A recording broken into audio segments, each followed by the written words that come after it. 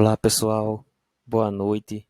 Hoje, dia da Proclamação da República, 15 de novembro de 2021. Continuo, falando de balanço hídrico, só que agora com algumas aplicações que vão aparecer nos próximos vídeos.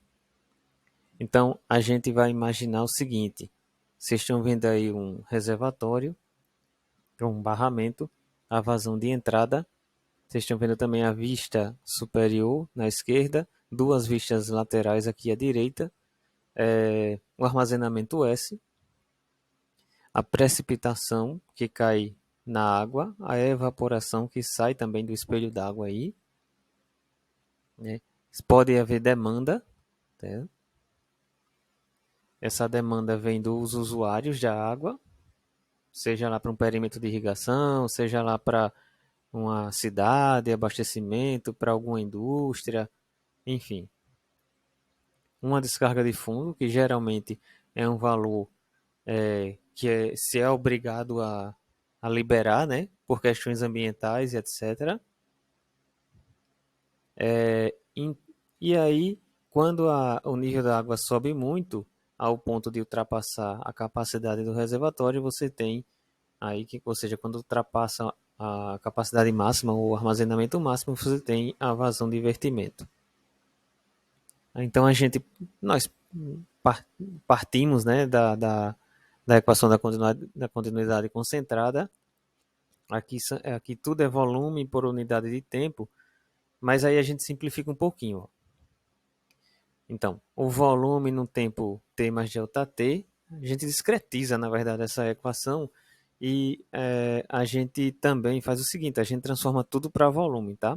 Porque aqui em cima são vazões de entrada e saída, e aí a gente, quando vai aplicar a equação na prática, a gente transforma esses valores aqui todos em volume em função de quê? Em função do intervalo de tempo que você está adotando. Se forem dados diários, você tem, por exemplo, vazão de entrada no tempo t em metros cúbicos por segundo, você vai multiplicar por quê?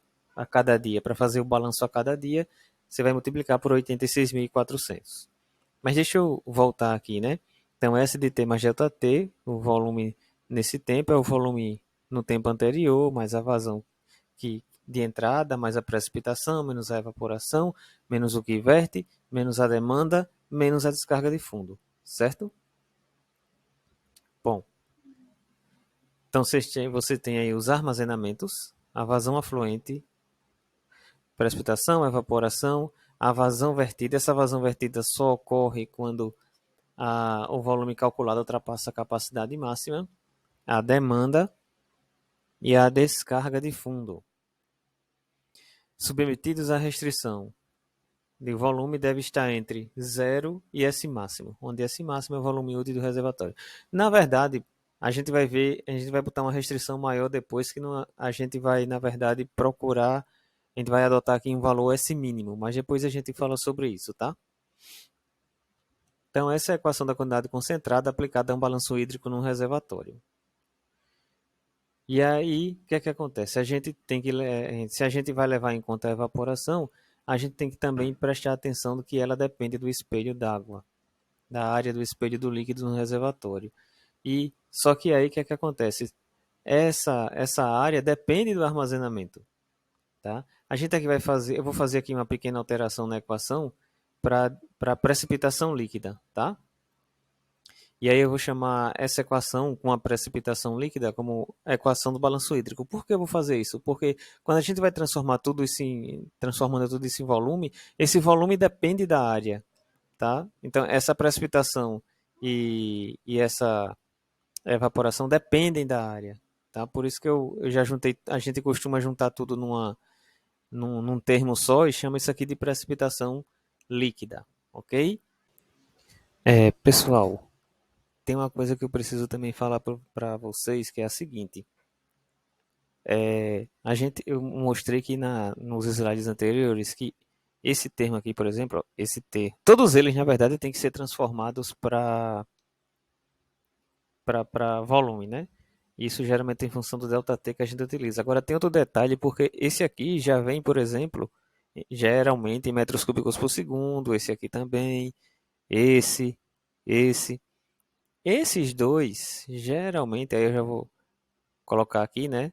Eles vêm em milímetros. Então, por isso, né, que para transformar em volume, né, o volume, então seria a área vezes essa lâmina, certo? Ou seja, você tem aqui um espelho d'água, né? Aqui mais ou menos em três dimensões. Você tem aqui essa lâmina, PLT, vezes essa área, tá? Desse espelho d'água, certo?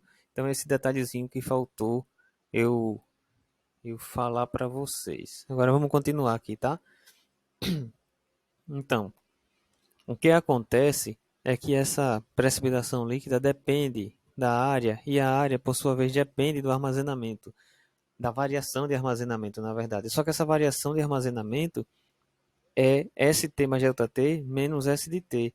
Ora, mas ST mais ΔT é função, ela ainda não foi calculada no intervalo de tempo, no final do intervalo de tempo ΔT, tá? Então, você tem aqui o eixo dos tempos, você tem aqui o ΔT, no início do intervalo de tempo você tem um S de T, no final do intervalo de tempo você tem um S de T mais ΔT. E de modo que eu tenho que achar uma área para fazer essa transição. Por isso que eu preciso de um processo iterativo. Tá? Então essa área está em algum ponto aqui, vamos dizer assim, de modo que você se acha esse valor dessa área de forma iterativa e aí você multiplica o valor dessa área, como mostrei antes, pelo PLT para você achar em volume, tá? Num processo iterativo. Os passos desse processo são os seguintes, ó. Você calcula o armazenamento pela equação de balanço hídrico com a área no tempo anterior, que eu chamei de ATA, a área no tempo anterior. Aí você inicia o processo iterativo, né? Com esse armazenamento calculado, o ST mais ΔT. Só que ainda não é o SDT mais ΔT. É um SDT mais um ΔT asterisco, algo do tipo assim. É a primeira aproximação do SDT mais ΔT na primeira iteração. Então, em cada iteração, você calcula uma nova área, função justamente desse armazenamento, até porque você tem uma curva cota área e curva cota armazenamento, né? Calcula-se a área média entre a área do tempo anterior e a área calculada no passo I, certo? Verifica-se se a diferença entre essas duas áreas é menor que uma determinada tolerância. Se sim, você já vai para o passo 3. Aí esquece esse processo iterativo, terminou por aqui. Se não, você volta para o passo 1, aí você usa a área média que foi calculada no passo 2i, né? 2i. No passo, eu antes falei passo 1, mas é passo i, depois usa-se a área média, recalcula seu armazenamento e continua a iteração, tá? Bom, mas se a tolerância verificada no passo 3i, né, já for satisfatória, você já pula para o passo 3 e aí o armazenamento e a área no tempo corrente vem da iteração. Essa área será a área do tempo anterior quando voltar para o passo 1. Quando for para o próximo intervalo de tempo, essa vai ser a nova ATA. Pessoal, vamos mostrar isso aqui graficamente porque eu acho que fica melhor, né? O processo iterativo. Ó, a gente tem o seguinte: o eixo dos tempos, o intervalo ΔT, aí você tem no intervalo anterior o armazenamento e a área. Você usa a equação do balanço hídrico, a ideia é para chegar no ST mais ΔT. Só que como a gente viu, a gente precisa fazer um processo iterativo para achar a área, né? Bom, então o nosso objetivo é chegar lá, a gente faz uma primeira iteração e acha um ST mais ΔT 1. Com esse ST mais ΔT1, você acha pela curva cota volume, volume área, enfim, uma interpolação, né? Você acha a área correspondente T mais ΔT na iteração 1. Você acha então a área média entre essa área recém-calculada, estimada e a área no tempo anterior, verifica se as duas são muito diferentes. Se elas forem diferentes, o que é que acontece? Aí a gente vai para um segundo passo. Nesse segundo passo, aí você então recalcula em função dessa área média na iteração anterior, um novo armazenamento na iteração 2, depois você em função vai nas curvas, interpola, estima um novo valor de área na iteração 2. Você agora tira uma área, nova área média entre a área média anterior, que ela agora, você esquece agora, você não está mais usando SAT, porque você está tentando convergir, então você vai usar a área média anterior, vai usar AT mais delta T 2, vai achar uma nova área média e você vai verificar de novo se as duas são muito diferentes. Se for, tudo de novo. Você vai usar agora a área média 2, jogar na equação de balanço hídrico, achar o valor na iteração 3 de armazenamento, achar a área, calcula uma nova área média. Se for muito diferente, começa tudo de novo. Se não, né, a gente chegou ao final onde a gente atingiu então que o valor de ST mais ΔT é o valor de ST mais ΔT na iteração 3, tá? E aí você depois agora você tem agora um novo processo, você vai para outro intervalo de tempo, ok? Então, gente, muito obrigado. A gente continua no próximo vídeo com essa brincadeirinha aqui, com essa aplicação em balanço hídrico reservatório. Muito obrigado, até mais.